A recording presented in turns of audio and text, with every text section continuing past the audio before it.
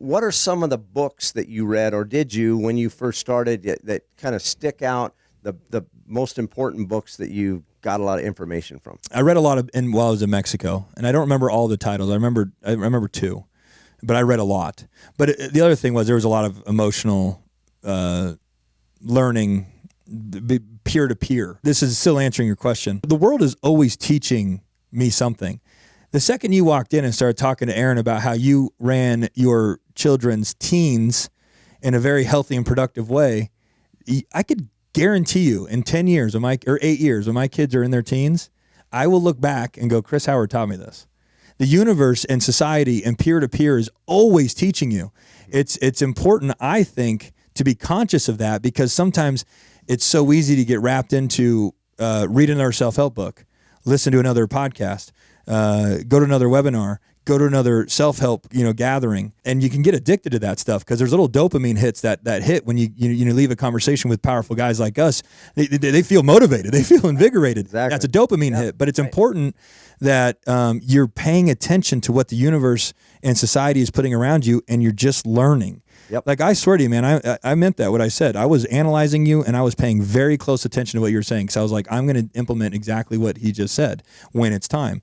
But so one of the most powerful books that I think everybody on the planet should read is Who Moved My Cheese? Have you heard of that one? Oh, yeah. Oh, yeah. Of course you have. Yeah. It's about understanding and embracing change and learning how to pivot in life.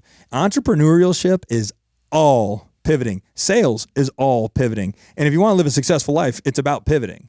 So that one, and then The 7 Habits of Highly Effective People. There you go. Yep. That one taught me about paradigm shifts. That one taught me about understanding my brain. And how, you've got this guy over here going, wake up, Josh, and this guy over here going, I'm just tired, I don't want to, and there was some things which everybody deals with every day. Yeah. So those two things, and then the other thing that I like to, because I'm a street guy. I'm not a street guy, but I would claim to be it, because it's an easy description. I got educated on like the political system by watching CNN and Fox News. I knew they were both leaning one direction, so if I just bounced back and forth, then I'd understand how the Senate works. I understood how the government operated. I learned how what the Fed does and his mandates and the things that he's responsible for. I learned all that by reading CNBC.com every single day. I read 3 different news articles. MSN.com, that gets me all my social news. So now I can conversate with you on a social level in the event that that's all you care about. I watch CNBC.com. I read CNBC.com every article. So now if you walk up to me and you go, did you hear that Apple just came out with a new virtual reality headset that's $2,900?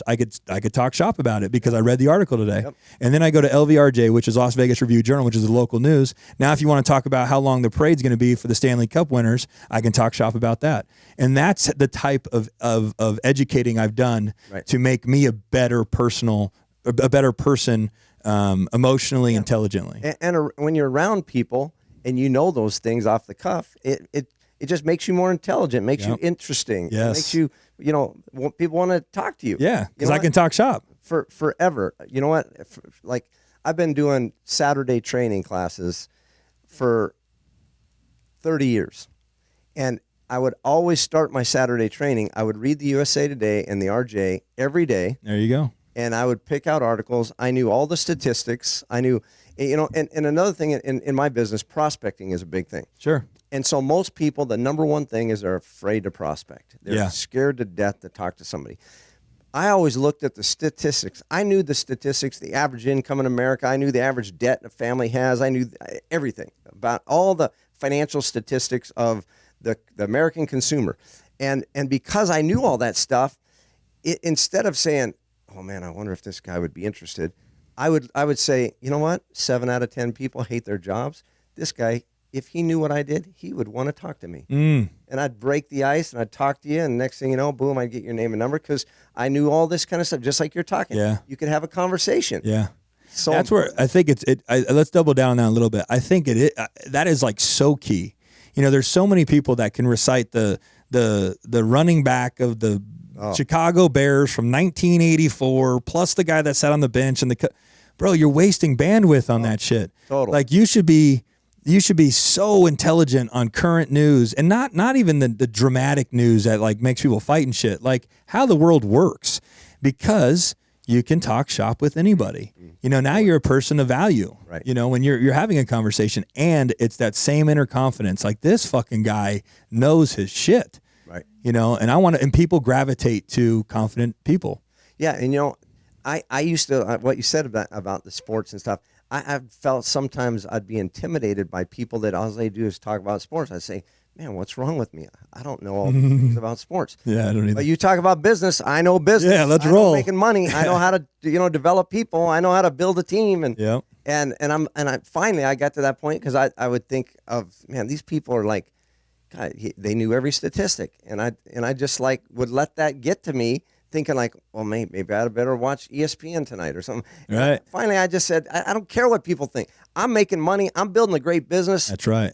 And that's what I focused on. Fuck yeah, Chris. That's Love incredible, man. Love it. Yeah, no, that I think it's a waste of bandwidth. And I'll have that debate with anybody. You know what I'm saying? Like, these guys literally will go to work, likely at work, get off work, and go straight to sports stats. They'll watch games with dots moving. You know what I'm saying? And then they're reading. All that is time, energy, and effort that could be applied and invested in a much more productive way. And and the other thing is, in my opinion, that's another dopamine hit. There's addiction everywhere. That's another dopamine hit. Like, I don't like rooting for any team that loses. And the reason is because I don't want to associate myself with losers. Like, I'm a bandwagon guy. If the Patriots are winning, I jump on their side. I'm not that guy. It's like, I'm a diehard fan if they're losing. Don't associate me with losing, man. I'm a fucking winner. So who's the team that's winning? That's the team that I'm rooting for today. Me too. I'll tell you a funny story. I had a family big potluck, and it was the Seahawks and the Denver Broncos. Yeah. So I had my Denver Broncos shirt on, and I'm fired up. I'm excited, and Broncos are getting their asses whipped, right? So it was halftime. I go into my room. I put on my Seahawks shirt. I knew you were going to say that. I came out with my Seahawks. Go Seahawks. You're like, I'm a winner, man. We're winning. And if they start coming back and going back, you guys put the other one back on. That's fantastic. Yeah, no, I really believe in that stuff. Like, that's how serious I take what I program my brain with. Like, I don't want to associate myself with teams that lose. I don't want to associate myself with people that don't vibrate on a high energy, a high level of a high level frequency. The reason that there's a glitch when someone that is operating on a lower frequency is because our frequencies aren't aligning. It's not that I'm better, they're worse. It's just we're literally missing each other. It's a full miss. Like, you and I could talk like this for 2 hours. Yeah, exactly. You know what I'm saying? Because we're vibrating at the same space. Right. We have so many experiences that just like one feeds off the other. Yeah. And that's how you got to associate everybody listening out here. Man, you gotta get into some of them kind of groups that are Totally. that are people that are up there trying to fight to win. And you're amazed with the people you meet and the tips you get and things like that. So, yeah, the sphere of influence is everything. Yeah, who you're hanging out with, you're 100% going to become them. You're either going to go to you're just going to become them. So you want to be hanging out with a quality group.